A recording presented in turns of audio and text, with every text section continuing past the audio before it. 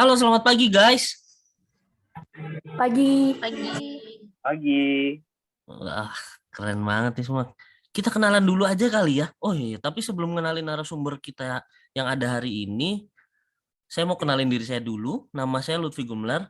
Di depan saya sekarang udah ada narasumber-narasumber yang kece yang mau sharing sama kita di kesempatan kali ini. Jadi boleh dong dikenalin dulu satu persatu nih dari Mas yang ganteng ini. Siapa nih namanya nih? Wah, thank you Mas Lutfi. Kenalin, nama saya Muhammad Iqbal N. Panggil aja Iqbal ya.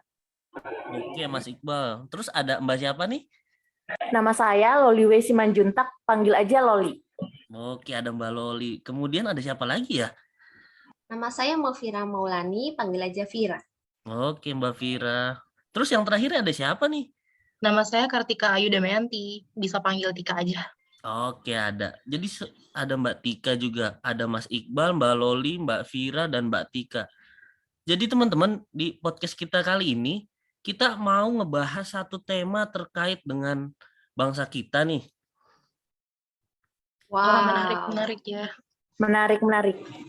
Iya dong, harus yang seru. Jadi menurut teman-teman nih, menurut para narasumber ini yang keren-keren banget, apa sih yang ada di pikiran kalian pas dengar kata bangga berbangsa dan bernegara?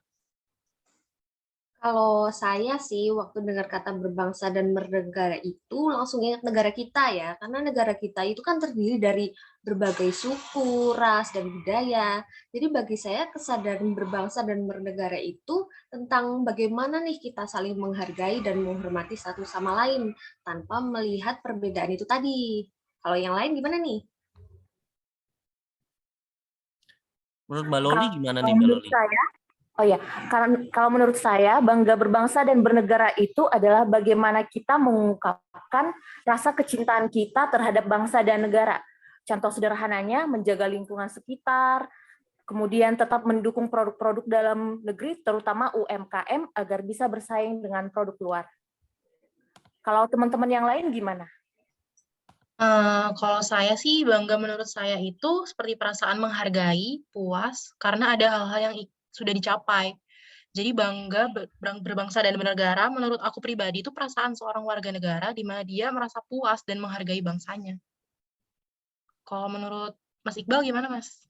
Nah, kalau saya bangga itu terhadap keberagaman sosial, budaya, kultural masyarakatnya, dari Sabang sampai Merauke, dari Miangas sampai Pulau Rote, dan Indonesia itu punya semboyan yang teman-teman pasti paham dan tahu banget semboyannya Bhinneka Tunggal Ika. Walaupun berbeda, kita tetap satu. Nah, ngomongin tentang negara tercinta kita nih, masalah-masalah di negara ini juga kan beragam ya. Mulai dari korupsi, pengangguran, sampai yang lagi marak akhir-akhir ini tuh tentang radikalisme. Menurut teman-teman nih, gimana sih menurut kalian tentang paham radikalisme ini? Iya nih, sampai sekarang isu radikalisme masih saja jadi topik hangat. Padahal radikalisme itu salah satu wujud ketidakcintaan kepada bangsa dan negara, karena dapat menyebabkan perpecahan, bahkan hilangnya nyawa.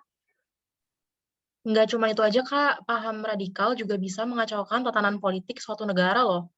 Karena dia erat banget kaitannya sama ekstremisme dan terorisme. Iya, betul, Kak.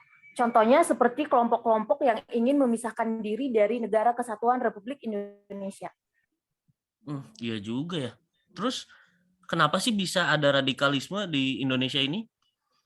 Nah, kalau dari dalam negeri sendiri nih, biasanya radikalisme itu ada salah satunya karena rasa kecewa terhadap pemerintah. Jadi, orang-orang itu yang nantinya mau bergabung dengan kelompok-kelompok radikal. Karena mereka ini akan melakukan cara apapun agar keinginannya tercapai, termasuk meneror pihak-pihak yang tidak sepaham dengan pemikiran atau ajaran mereka. Benar banget, Kak. Selain karena rasa kecewa terhadap pemerintah, ada juga faktor pemicu lainnya, seperti kemiskinan, lalu kepentingan yang mengatasnamakan agama. Mengatasnamakan agama. Nah, dari sisi kultural, seperti pemahaman sempit tentang kitab suci.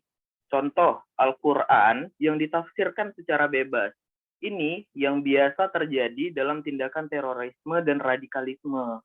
banyak sekali nih kaum radikal ataupun oknum-oknum yang dalam hal ini mengatasnamakan agamanya. Loh, tapi kan padahal Islam itu tidak mengajarkan radikalisme ya? Saya rasa setiap agama tidak mengajarkan hal yang tidak terpuji seperti itu. Iya nggak, Pak Ustadz? Ada Pak Wah. Ustadz.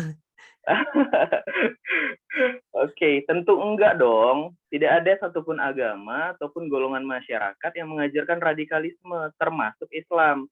Islam sendiri itu Islam rahmatan lil alamin, adalah Islam yang hadirnya di tengah masyarakat sebagai wujud kedamaian dan kasih sayang untuk manusia dan alam semesta. Bahkan umat Islam itu menentang loh bahwa adanya radikalisme.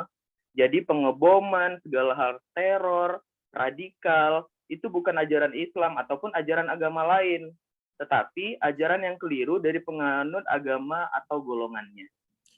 Berarti bisa dibilang radikalisme itu nggak ada hubungannya sama agama ya. Jadi dia hanya kayak punya pemahaman sendiri aja gitu kali ya Pak Ustadz ya. Iya benar. Jadi menurut teman-teman nih, gimana sih caranya supaya nggak terpapar radikalisme? Kalau dari saya sendiri, Kak, cara supaya tidak terpapar radikalisme bisa dimulai dari diri sendiri dulu. Contohnya dengan belajar dengan baik dan benar.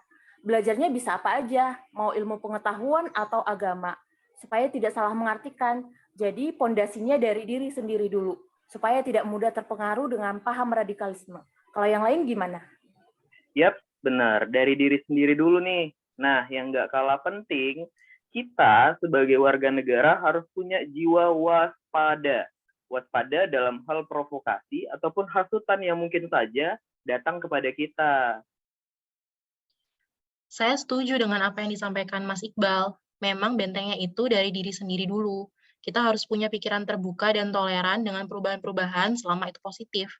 Perlu juga menanamkan rasa nasionalisme agar makin cinta dan bangga dengan bangsa sendiri. Perlu juga punya kesiapsiagaan dini dengan selalu waspada terhadap hal-hal yang provokatif. Betul, Kak, dari diri sendiri dulu. Lalu ke kelompok terkecil, contohnya keluarga dan tetangga. Karena ada loh yang mudah terpapar paham radikalisme karena merasa terasing dari lingkungan sekitar. Jadi kita harus aware juga dengan keluarga dan lingkungan kita. Keren-keren banget sih jawabannya nih tentang paham radikalisme. Jadi gitu ya teman-teman pendengar sekalian nih, bahwa paham radikalisme itu nggak ada sangkut pautnya dengan agama, dan mungkin salah satu cara mencegahnya adalah dengan kita harus selalu aware baik dengan keluarga maupun lingkungan kita, bisa lingkungan rumah, lingkungan perkantoran, atau lingkungan bermain kita. Makasih banget nih buat narasumber kita yang kece ini, keren banget apa yang udah disampaikan. Jadi teman-teman, kita tuh harus turut bangga dengan apa yang ada di Indonesia, mulai dari budayanya, sukunya yang beragam, sampai produk-produk dan seni tradisional yang udah mendunia. Cuman ada satu nih yang perlu diingat, jangan sampai kita terpapar radikalisme, karena itu nggak keren banget. Karena radikalisme itu bisa ngebuat kita sebagai warga negara terpecah belah dan jadi nggak kompak satu sama lain. Itu nggak asik banget dan kalau sampai itu kejadian. So, makasih buat Mas Iqbal, Mbak Tika, Mbak Vira, dan Mbak Loli yang udah mau sharing soal bela negara dan paham radikalisme kali ini. Semoga kita bisa ketemu lagi di podcast-podcast berikutnya.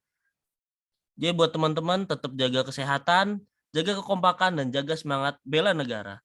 NKRI harga mati. Harga mati. Sampai jumpa. Sampai jumpa. Makasih Sampai semuanya. Sampai jumpa. Terima kasih. Terima kasih.